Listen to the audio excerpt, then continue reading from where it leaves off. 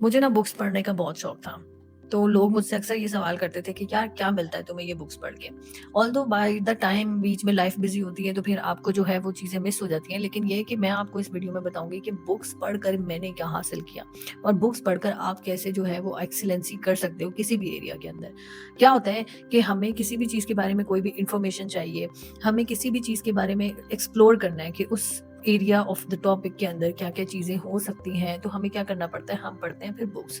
अब for example आपको law of attraction के बारे में जानना है, आपको टेक्नोलॉजी के बारे में जानना है, आपको कॉस्मिक एनर्जी के बारे में जानना है, आपको इन्वेस्टमेंट के बारे में जानना है, तो फिर क्या होता है कि आप क्या करते हो, आप उससे रेलेवेंस कोई भी बुक निकालते हो, आप पढ़ते हो और पढ़कर फिर आपको जो एक अलहदा पर्सपेक्टिव है ना, वो मिलते हैं। एक तो होता है कि हमें जो नॉलेज बाय द टाइम आ रही है, हमारे पास वो तो है, लेकिन हमें जो असल में जो हमें हर तरह की जो एक थर्ड पर्सपेक्टिव होता है, हमें वो पता चलता है, हमें नॉलेज पता चलता है। मेरे साथ एक दफ़ा ये हुआ कि मैं एक बुक पढ़ी, एक चीज़ के अंदर मैं स्टक थी और उसके बाद फिर मैंने एक बुक और पढ़ी उसी से रेलेवेंट और उधर से मुझे टोटली डिफरेंट एरिया एक्सप्लोर करने का मौका मिला।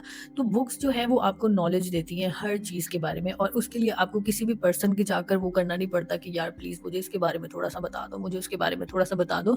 बुक्स जो हैं वो आपको इनफ नॉलेज देती हैं। जैसे फॉर एग्ज़ाम्पल आपको इन्वेस्टमेंट के बारे में आपको जानना है। अब कोई भी आपको इन्फॉर्मेशन इंसान देगा तो वो हो सकता है कि वो अपनी तरफ से वो 100% दे रहा हो, लेकिन वो कहीं न कहीं लैक कर रहा हो। यही जहाँ पर आप बुक पढ़ोगे तो वो आपको पता चलेगा। जो भी ऑथर होता है ना, वो अपनी लाइफ की पूरी फर्स्ट हैंड स्ट्रगलिंग जो है वो बता रहा होता है। उसने कहाँ पर क्या फेस किया, क्या नहीं किया, क्या उसको छोड़ देना चाहिए था, क्या उसको पकड़ लेना चाहिए था, वो हर चीज़ के बारे में आपको उसके अंदर बताता है। तो बुक्स के अंदर जो है वो आपको हर तरह की प्रॉब्लम का सॉल्यूशन मिलता है। आपको हर तरह की चीज़ जो है वो मालूम होती है। फिर क्या होता है कि अगर आप फॉर एग्ज़ाम्पल आपके पास और एक इससे एक और चीज़ होती है। जब आप बुक पढ़ते हो, आपके पास इन्फॉर्मेशन होती है, आपके पास नॉलेज होता है, तो वो आपका आगे कम्युनिकेशन स्किल्स में भी आपके लिए बेहतर निकलता है। आपके पास एक नई वोकैब आती है।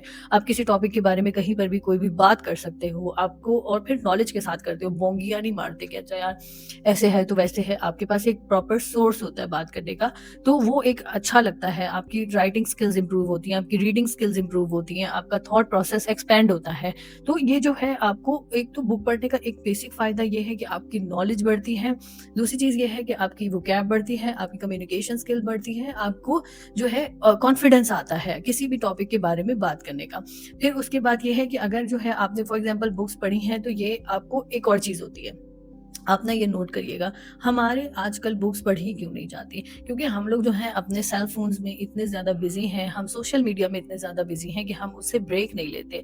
तो जो मुझे पर्सनली जो मेरा एक्सपीरियंस रहा है कि जब बुक पढ़ते हो तो वो आपके लिए एक मेडिटेशन का काम भी करता है। उस टाइम पर आप फिर उस बुक में इतना इन्वेस्ट होते हो, आपने एक पेज भी पढ़ना है, तो आप उसको बहुत ध्यान से पढ़ते हो, आप उसके ऊपर फ़ोकस करके पढ़ते हो। तो उससे क्या होता है कि आपका वो जो है एक सोशल मीडिया का आपको ब्रेक मिलता है। एक वो आपका अटेंशन स्पैन ज़्यादा होता है। आपको टिक कर बैठकर काम करने की आदत होती है।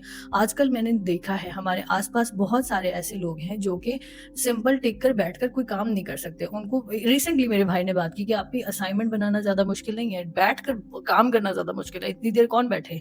तो ये वाली चीज़ हो गई। तो ये आजकल जेन ज़ी में ये बहुत ज़्यादा प्रॉब्लम आ रही है। तो ये मैं स्पेसिफिकली जेन ज़ीज़ को कहूँगी कि अगर आप लोग चाहते हो ज़िंदगी में आपने अगर कुछ हासिल करना है, तो उसके लिए बड़ा ज़रूरी है कि आप फ़ोकस्ड होकर कुछ टाइम के लिए आप अपना टाइम जो है वो किसी चीज़ को प्रॉपर्ली पूरी अटेंशन के साथ दे सको। तो अगर आप अपना अटेंशन स्पैन जो है वो बढ़ाना चाहते हो तो फिर वो जो है आप बुक पढ़ो।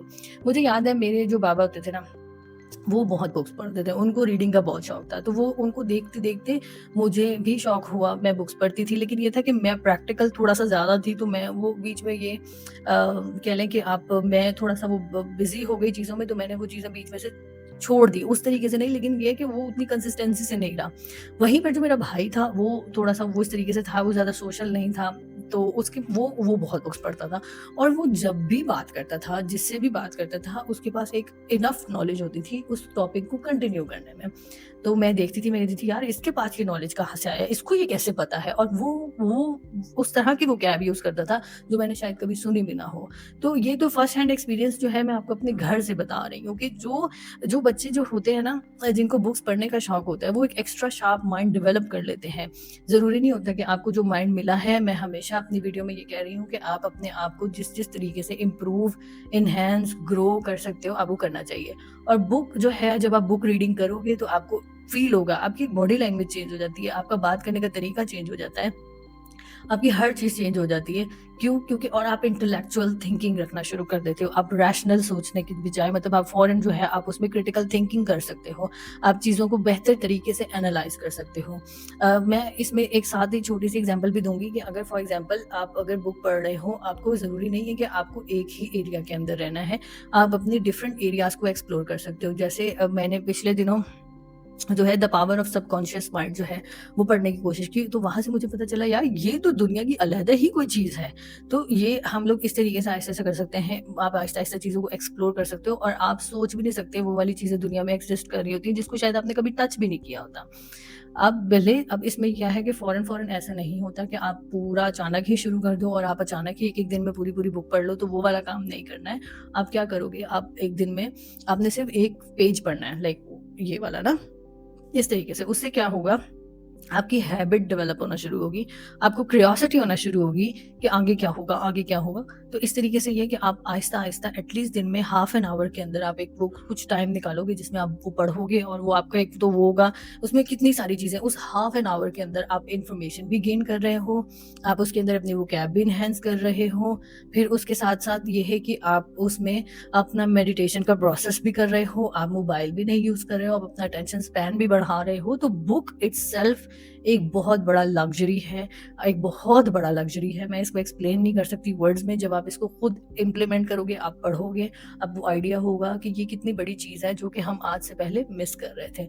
आपने आज से ऐसा करना है कि जैसे अब फॉर एग्ज़ाम्पल ईयर तो ख़त्म होने वाला ही है, तो हम लोग अपने न्यू ईयर पे हमेशा रेज़ोल्यूशंस लेते हैं। अब इसमें ये रेज़ोल्यूशन लो कि मैं अगले 365 डेज़ में डेली एक 1 पेज ही पढ़ूँगा, ज़्यादा नहीं। आप सोचो आपने 365 डेज़ के अंदर कितना नॉलेज गेन करना है और कितने शॉर्ट स्पैन ऑफ टाइम में करना है। This is all for now.